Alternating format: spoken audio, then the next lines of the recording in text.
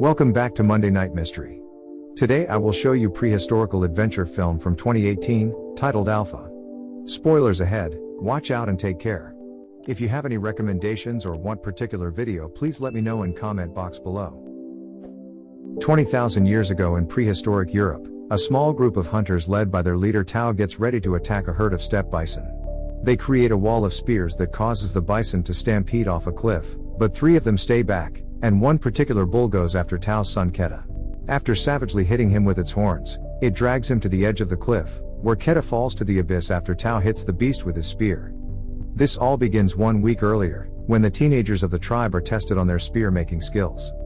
The only ones to pass are Keda and his friend Kappa, so they will be brought to the last hunting expedition before winter comes. As part of the ritual that marks them as adults now, they also get beat up by the other men to learn that pain will journey with them, and they are blessed by the local shaman by the campfire. Later, while pretending to be asleep, Keda overhears Tao and his mother Ro talking. Ro does not think he is ready to hunt because he leads with his heart, not his spear, but Tao believes Keda must do his part and prove himself to the tribe. The next morning, the hunting party leaves after saying goodbye to their loved ones and getting the shaman's blessing. Ro even gives Keda an extra piece of fur as a safety token. The party begins traveling across the land by following the sacred path left by their ancestors, who have made a series of rock sculptures that leave a trail for them to follow. The hand paintings on them point at the direction they must take to the hunting ground. During the trip, they come across another hunting party led by Zai, an old friend of Tao's who has recently lost his son. Both parties begin traveling together then.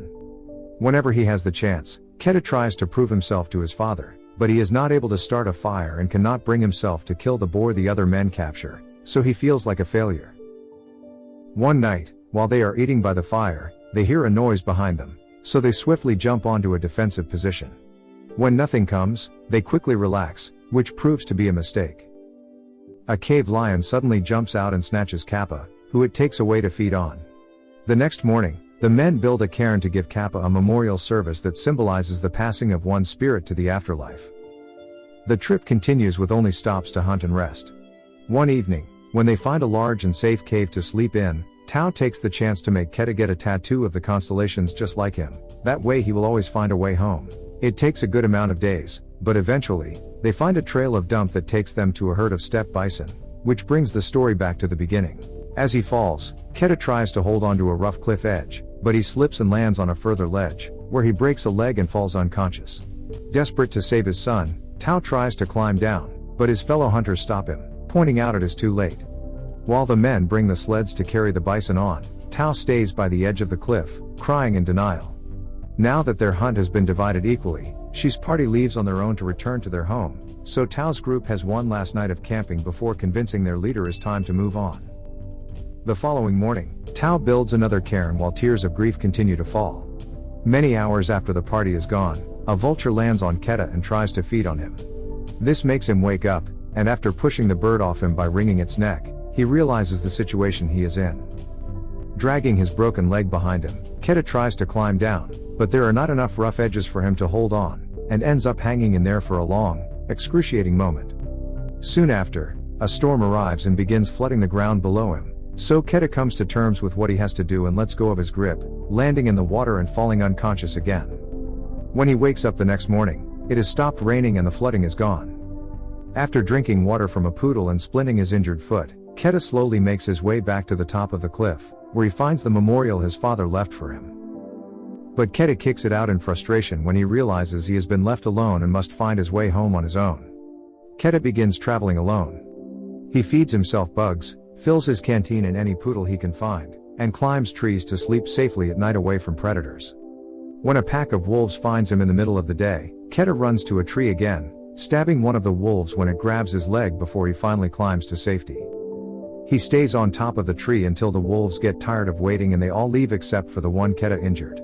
He prepares a spear to finish it off, but he cannot bring himself to do it, so he decides to ignore it instead. Except Keda cannot do that either. The wolf's painful whining is too much to hear. Keda decides to help and, after tying up its snout not to get bitten, he picks up the wolf and carries it to the lake in order to clean its wound.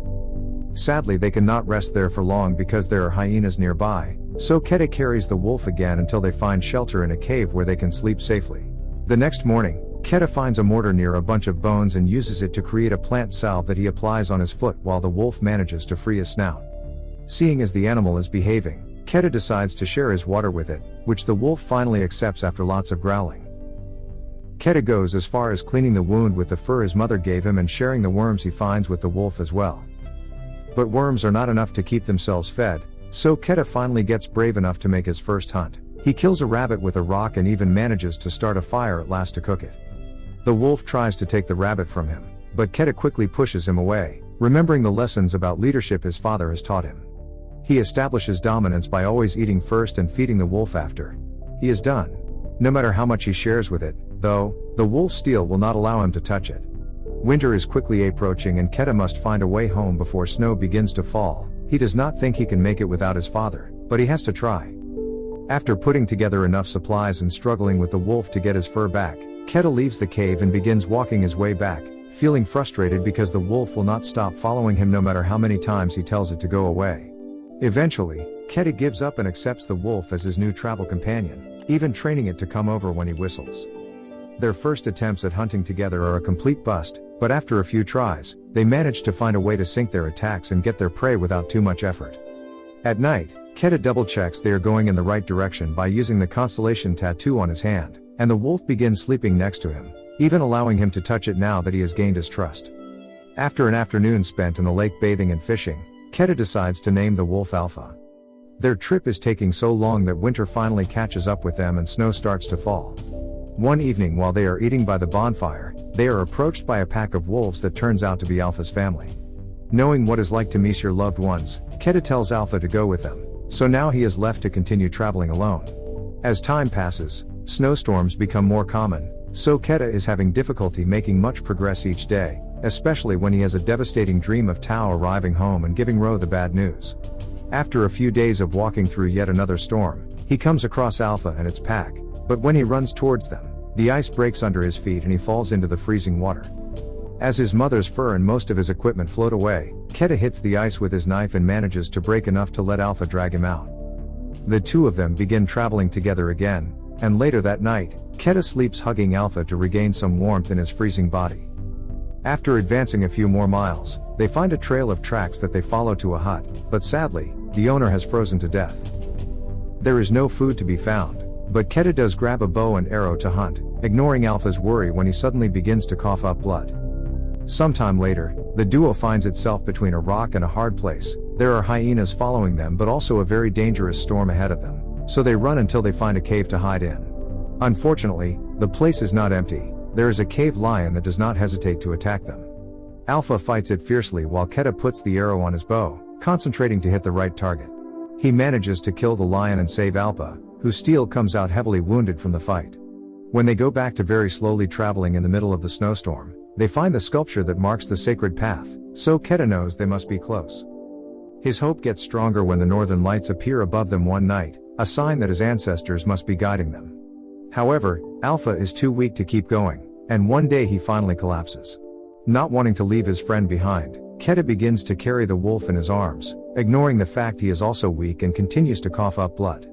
The conditions are so harsh that Keda eventually collapses as well. But then, he finds encouragement and a memory that comes to him in a dream. It is the conversation he overheard his parents having the night before they left. To help Ro not to worry, Tao had told her Keda is stronger than even himself knows. With newly gained strength gained from his father's belief in him, Keda wakes up and picks up Alpha again, carrying it through the storm until they finally make it back to his tribe.